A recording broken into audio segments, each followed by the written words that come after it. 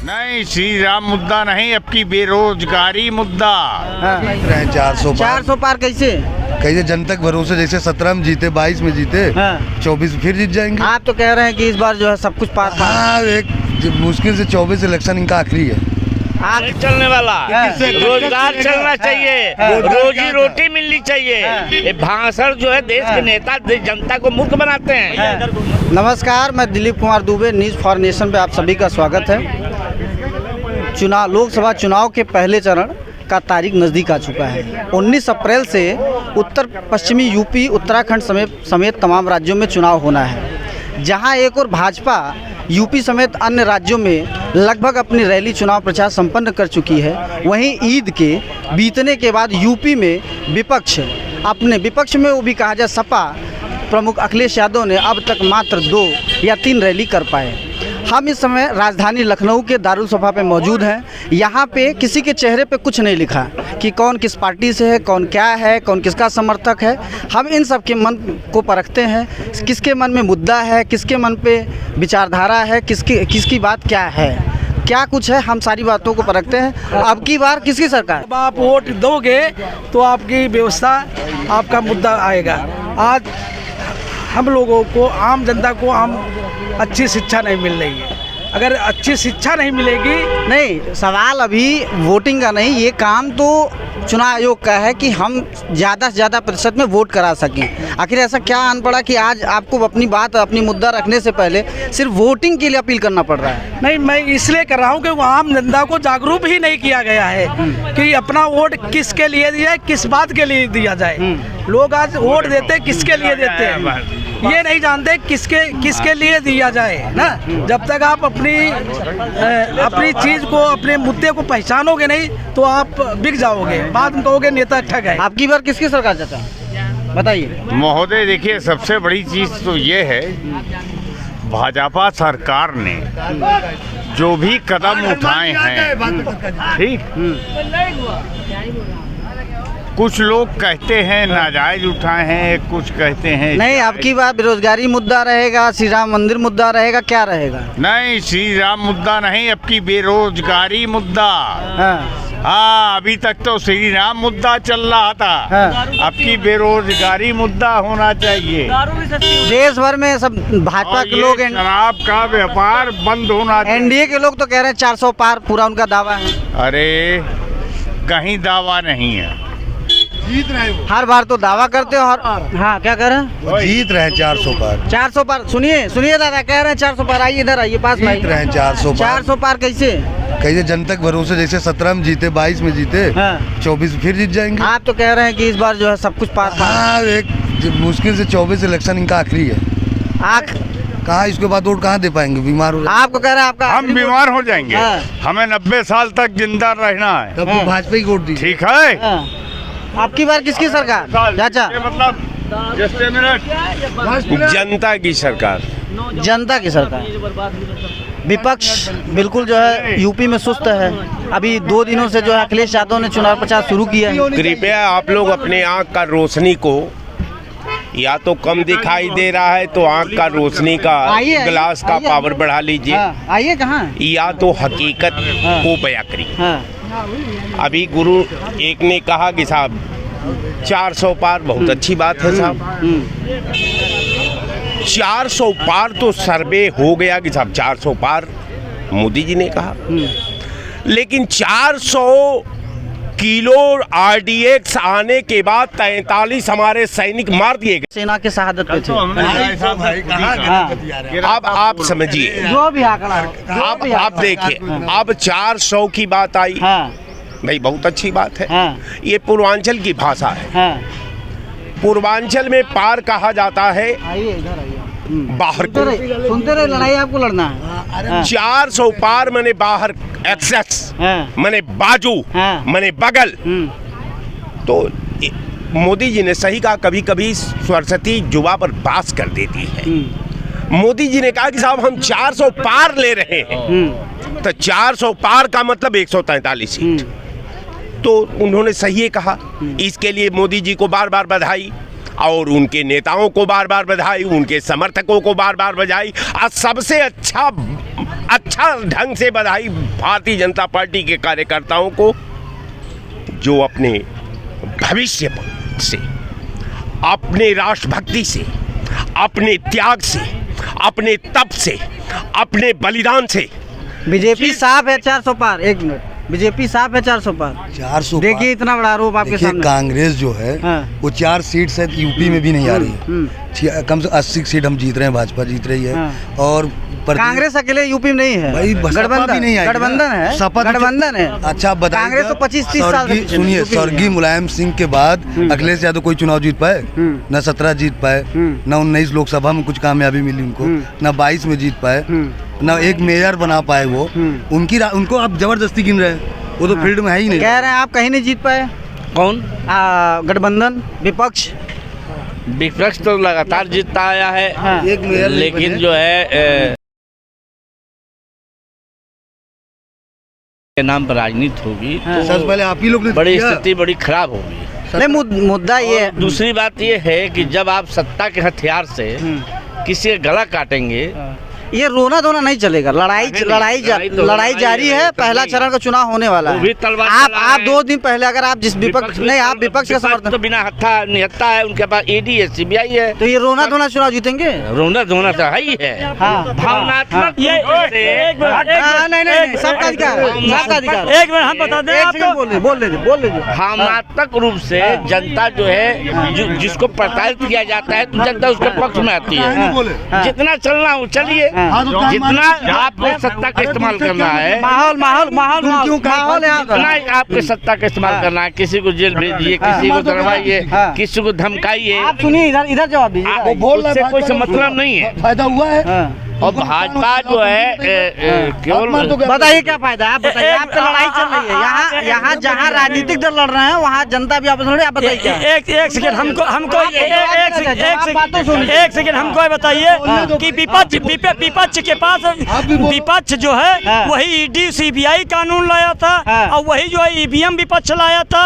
और विपक्ष से जरा ये पूछिए कि कौन सा आपके पास मुस्लिम चेहरा है और कौन एससी चेहरा है। आपको लाभ क्या मिला है? आवास मिला है हमको, हमारे पास है आवास मिला है, सबके पास आवास।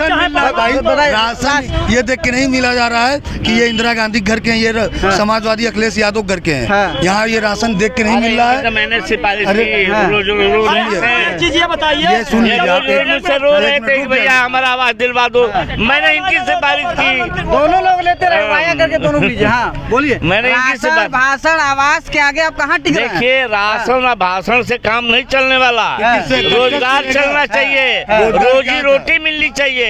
ये भाषण जो है देश के नेता जनता को मूर्ख बनाते हैं, मतलब नहीं है इनका।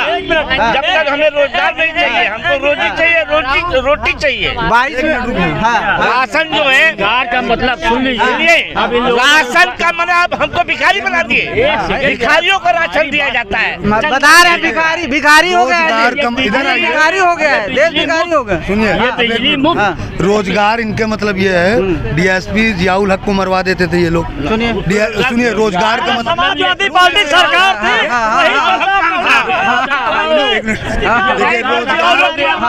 देखिए रोजगार,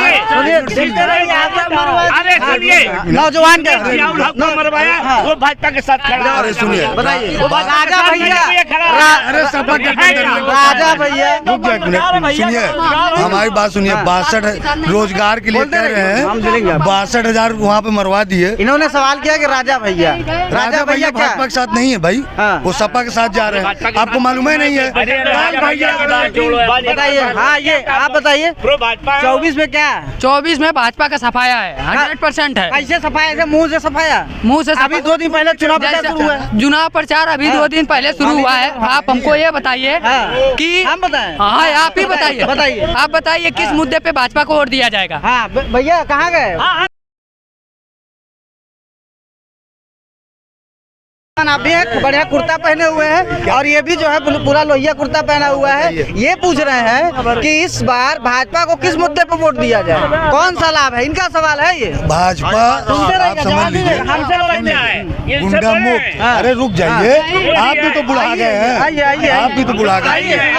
नहीं सब बराबर है। सुनिए, भाजपा देखिए गुंडा मुक्त भारत, आतंकवाद मुक्त भारत। काकोरी में क्या हुआ कल? फायरिंग कितनी हुई? बताइए काकोरी में क्या हुआ? रुक जाओ, तुम जिंदा हो ना। भाई इनका सवाल है। रुक जाओ, बोलने नहीं दो। 2 मिनट, एक मिनट लीजिए, एक मिनट बोलने दो। आइए 1 मिनट। हाँ बोलने दीजिए। बोलिए। देखिए वो भारत बन गया है जो सिखों का दिल्ली भूल गए क्या, गर्दन काट दिए जाते थे, मुसलमान को नंगा जलाया जाता था, मुरादाबाद में ईद नमाज पढ़ के बोलने दीजिए। रुक जाइए। मुरादाबाद में नमाज पढ़ के निकले ईदगाह मुसलमान, 83 मुसलमान को गोली मरवाने वाली कांग्रेस सरकार। इस सब से जो है, अरे तो कांग्रेस की सरकार में तो हुआ ना। 20 सेकंड और रखिए, हम उनका भी लेंगे। हाँ, सुन लीजिए, उनके अंदर भी भारत में हर नागरिक की जिम्मेदारी है मोदी जी को वोट देना, क्योंकि हर नागरिक अपने आप को सुरक्षा महसूस कर रहा है। गुंडई खत्म हो गई। मणिपुर का है भाजपा सरकार में, वो नहीं है। और हजरत का हुआ, उन्नाव का हुआ, इसके बाद बनारस का हुआ, लखीमपुर खीरी। और क्या बताते थे, जिला का नाम बता रहे? रुक जाइए। बदायूं में 2 बच्चों का गर्दन काट दिया गया इसी सरकार में। किसके वो लोग भाजपा थे जो कौन थे? हमने धर्मेंद्र यादव के सहयोगी थे। आप अरे भाई रुक जाइए। भाजपा रुक जाइए। IIT के सेल भाजपा के 3 गैंग रेप किए, वाराणसी में किए, जेल किए, चुनाव MP का चुनाव बिताने के बाद गए। इनसे बताइए और बताइए, ये लोग युवाओं की बात करते हैं। शर्म इनको आनी आएगी अभी, शर्म इनको आनी चाहिए। जो गायत्री प्रजापति मंत्री था, माँ बेटी का रेप करता था और इन्हीं की उम्र आरोप है। इनको शर्म हो रही है। जेल वो किसकी सरकार में जेल गया? किसकी सरकार में जेल? अरे जेल में सजा हो गई, इनको शर्म है कि नहीं?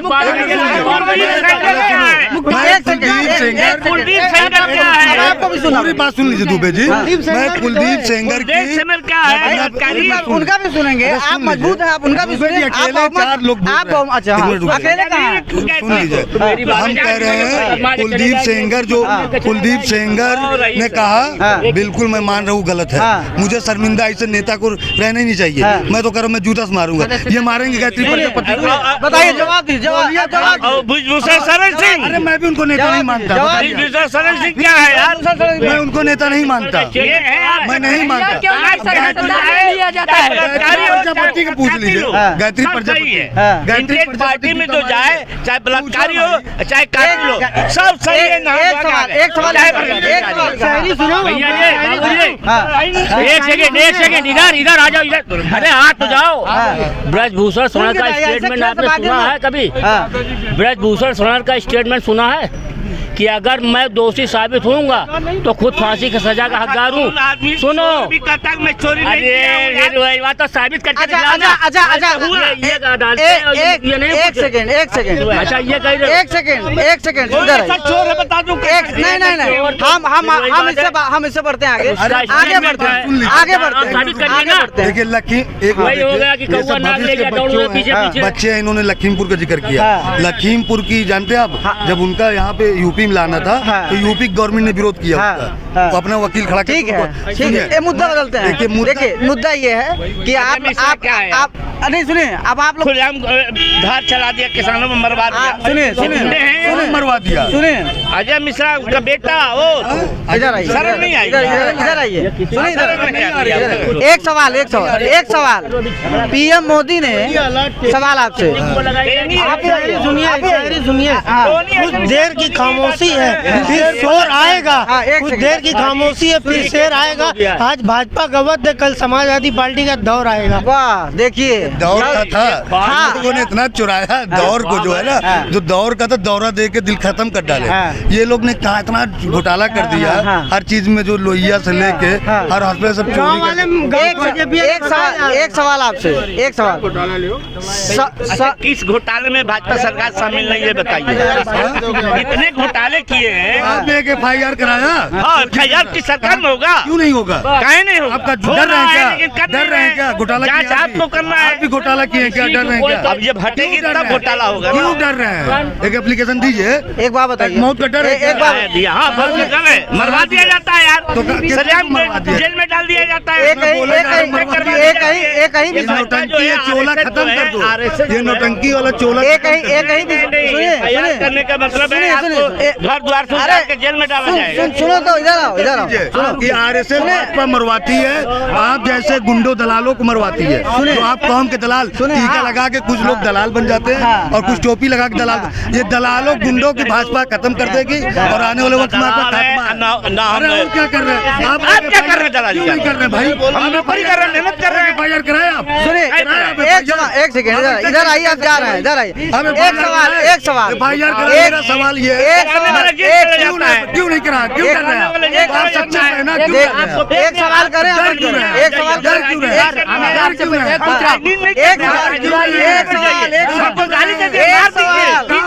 एक सवाल आप बंद करें, एक सवाल बंद। सवाल होगा कि नहीं होगा? एक सवाल भाई अपने सवाल तक रोकिए। एक सवाल सुनिए आप भागते हैं बार बार। लाल करने से सच नहीं हो जाएगा। इधर आइए, एक सवाल सच नहीं हो। एक सवाल इस सपा सरकार नहीं, मुद्दा बदल रहा है, अपराध से हटते हैं। एक आजकल जो है विज्ञापन चल रहा है, कुछ महीने पहले भी चला था, पापा ने वार रुकवा दी।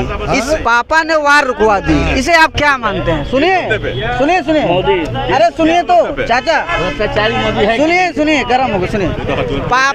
एक सवाल है, सुनिए। अडानी अम्बानी का दलाल है वो। खत्म हो गया मुद्दा। मोदी अडानी अम्बानी का दलाल है। मैं इसी के साथ जो है धन्यवाद करता हूँ। कैमरा पर्सन संजय पाल से मैं दिलीप कुमार, फिर अगली बार किसी चौक चौराहे मिलूंगा। धन्यवाद।